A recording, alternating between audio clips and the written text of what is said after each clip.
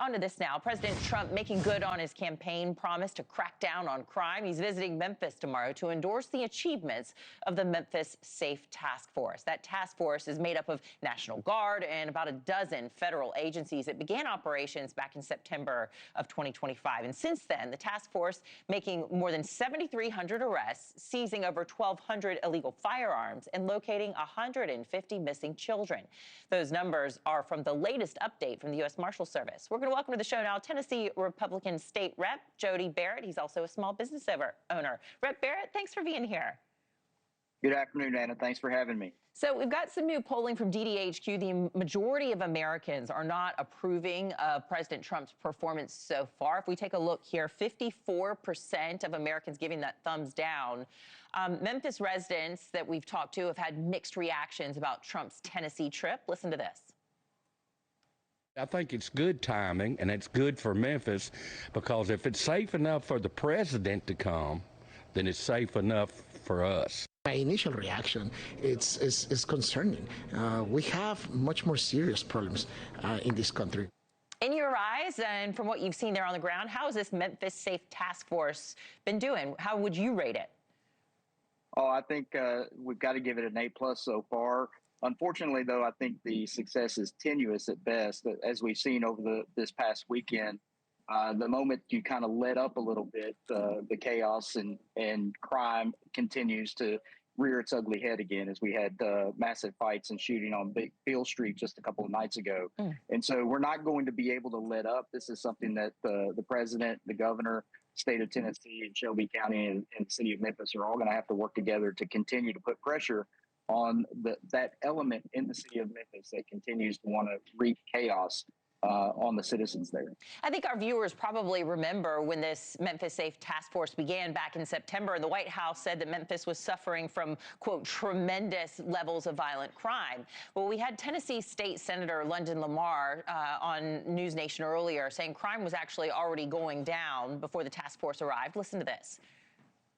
Before the Federal Safe Task Force came to Memphis, crime was already at a historic low in the first place. So we were already making gains to reducing crime based on a community-based approach. I think this is a cheap campaign opportunity for conservatives to say, oh, look what we did here in Memphis, to give them opportunities to go into other cities and terrorize their residents. So data from Memphis's police department shows this, a September 2025 report finding that overall crime hit a 25-year low over the first 8 months of the year, and murder, assaults, and robberies all on the decline. What's your reaction to Senator Lamar's comments there?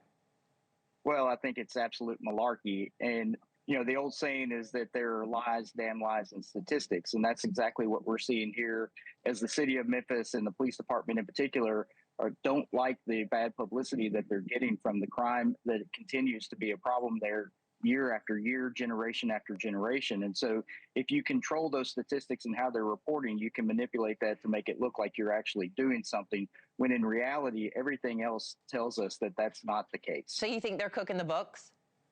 100%. And you've got a DA and a justice system there that believes in social justice. They're not actually applying the law. They're not putting people behind bars. They're allowing people to walk out without having them pay any type of bond. And, you know, it's showing that, you know, there's a revolving door at the courthouse and at the jail there in Memphis, because the DA refuses to stand firm and stand with the people that actually elected them. And you just mentioned that violence there on Beale Street, which we all know from the song Walkin' in Memphis, and we hope that you guys can all get back to thinking about blues and brews and barbecue. But we've seen a lot of pushback to federal intervention from Democratic leaders in cities like Chicago, for example. And today we're now learning that a Venezuelan migrant was arrested in connection to the deadly shooting of a Loyola University student while she was watching the Northern Lights on the waterfront. With such heightened concerns about safety, what would you say to cities that are against having task forces like the one that you've got there in Memphis? Well, look, I think the proof is in the pudding. As you can see, since the task force was put in place, since President Trump took decisive action on taking steps to protect the people of Memphis. You have folks that are actually comfortable going out on their front porch and running around in their neighborhood, walking around saying hello to their neighbors again, instead of living in fear inside their home with the doors locked and the lights off because they don't want anybody to know that they're home. People shouldn't live like that, certainly not in America in 2026, and we have the ability to fix it. We just have to have the will. Thank you for watching. Subscribe below and download our NewsNation app right now on your phone, and you will get fact-based, unbiased news for all Americans.